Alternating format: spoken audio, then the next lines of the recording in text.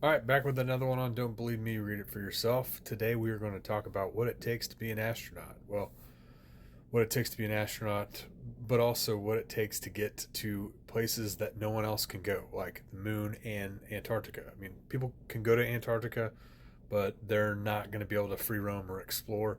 There's only one person or one type of person who's going to be able to do that. One of the first people to do a public expedition down to Antarctica is Ernest Shackleton. He named this expedition Nimrod. Nimrod is mentioned multiple times in the Bible, Genesis, Micah, and First Chronicles.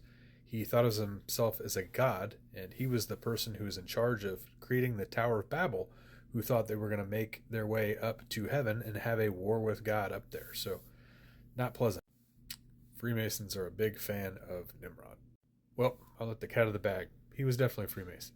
Wait a second. What about Admiral Byrd with Operation Deep Freeze and High Jump? Yes, he was also a Freemason. If you haven't looked into these, look into them. Before you argue with what I'm saying, just please go look at each one of these and what they demonstrate and what they show us. So, not only do the Freemasons control the real estate down in Antarctica, they also corner the market on the moon as well, as only people who have been on the moon are Freemasons.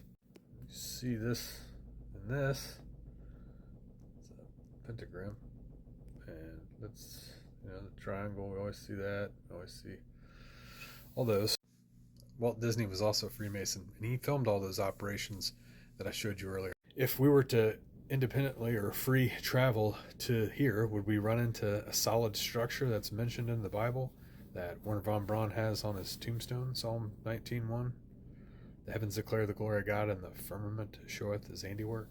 Could it be that if we were able to independently go and research these things on ourselves, we might see these things?